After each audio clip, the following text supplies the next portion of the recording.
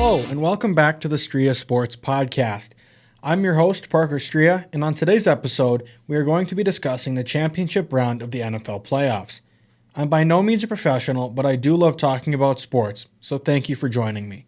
The championship games this past weekend were both decided by field goals, which is nothing new this postseason. Our first game on Sunday was the AFC Championship game, which saw the Kansas City Chiefs fall to the Cincinnati Bengals 27-24 in overtime. The Cincinnati Bengals came in, shocked the Chiefs, and shocked the world when they had really been counted out all season. Bengals quarterback Joe Burrow was 23 for 38 for 250 yards, 2 touchdowns, and 1 interception. In his first AFC Championship game, Joe came out and balled out. You'd like to see the completion percentage a little bit higher for maybe a little bit more yards, but you really can't complain for the guy's first AFC Championship against a team that's been there for the past 3 years. So I have no complaints about how he played, but for me, the star of the show was running back Joe Mixon. Through the first half, Mixon really carried that Bengals offense and kept them in the game. He finished the game with 21 carries for 88 yards and no touchdowns, but he also had 3 receptions for 27 yards. And in a shocking sight of events, Ja'Marr Chase was outshined by his teammate T. Higgins. T. Higgins had 6 catches for 103 yards, and Ja'Marr Chase had 6 receptions for only 54 yards, but he did have a touchdown. Samaje Perine also had 3 receptions for 43 yards, with 41 of those coming on a touchdown reception. The Bengals defense was the star of this game though, as they were able to pressure Patrick Mahomes into making mistakes that he would not normally make. Sam Hubbard had 4 tackles and 2 sacks. Trey Hendrickson had 3 tackles and a sack and a half. And defensive lineman B.J. Hill had half a sack and a shocking interception, which was Patrick Mahomes' first ever interception thrown in an AFC Championship game. But arguably the biggest play by the defense was made by Von Bell as he picked off Patrick Mahomes in overtime to help set up the game-winning field goal. On the Chiefs side of the ball, quarterback Patrick Mahomes went 26 for 39 for 275 yards, 3 touchdowns, and 2 interceptions. The leading rusher was Jerick McKinnon with 12 carries for 65 yards. And by no shock, their leading receivers were Travis Kelce with 10 receptions for 95 yards and a touchdown, and Tyreek Hill, who had 7 receptions for 78 yards and a touchdown himself.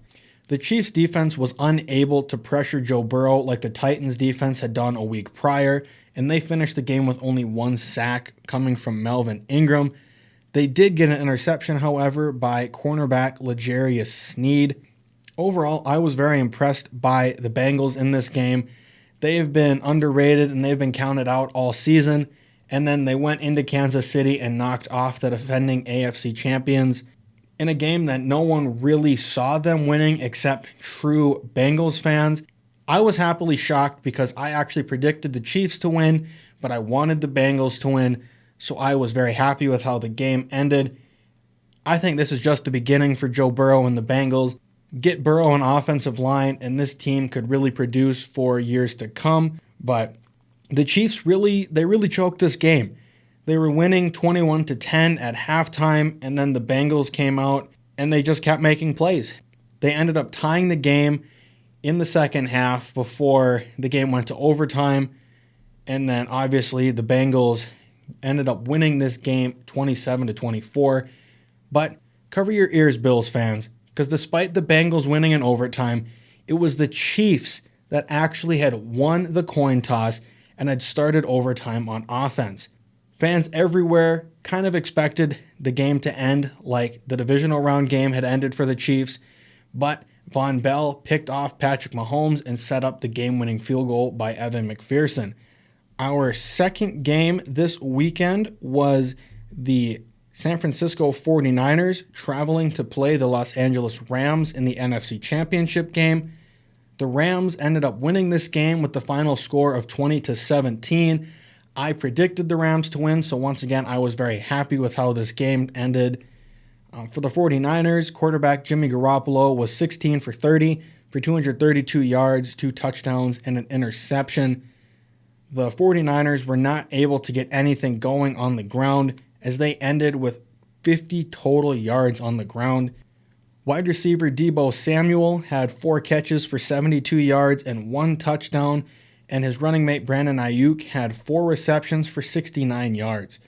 Tight end George Kittle only had 2 receptions for 27 yards in this game, but he did have a huge touchdown. On the defensive side of the ball, defensive end Nick Bosa had 4 tackles and a sack and a half, and safety Jimmy Ward had an interception in the end zone that turned the momentum in San Francisco's favor in the first half.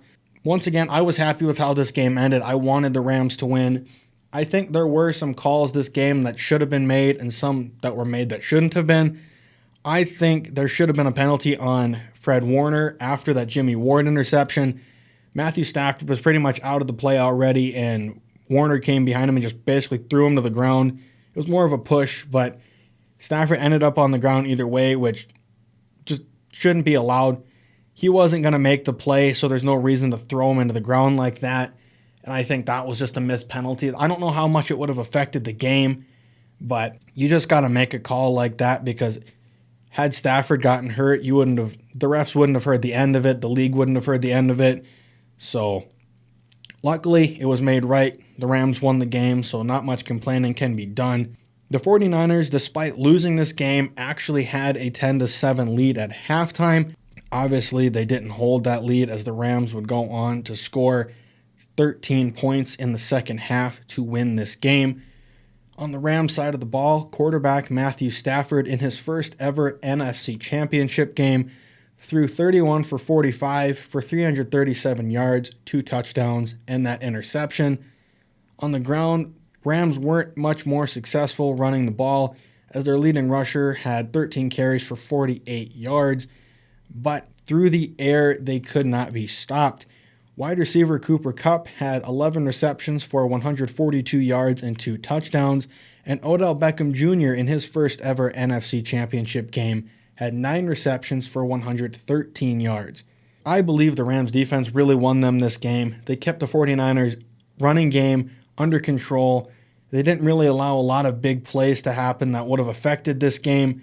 And I mean, Aaron Donald's just a freak. He gets double or triple teamed every single play, which really opens things up for Von Miller and Leonard Floyd on the edges, so they can really wreak havoc. But surprisingly, the Rams did not have a single sack in this game, which, unbelievable considering their pass rush. I figured they would have gotten at least one, but the 49ers offensive line held up. It'll be interesting to see how that Rams pass rush performs against Cincinnati in the Super Bowl, when Cincinnati has a much weaker offensive line than the 49ers. Something interesting I took away from this game is that Eric Weddle was the Rams' leading tackler. I find that odd because 2-3 weeks ago, Eric Weddle was retired and wasn't even in the league anymore, and now he's the leading tackler for the NFC champion. So it'll be interesting to see how that momentum for him continues going into the Super Bowl against the Cincinnati Bengals. I'm your host, Parker Striha, and this has been the Striha Sports Podcast. Our random sport fact of the day is that American swimmer Michael Phelps is the most successful Olympian of all time, with 28 total Olympic medals, 23 of them being gold. As always, thank you for tuning in, and don't forget to hit that notification bell for whenever a new video gets posted.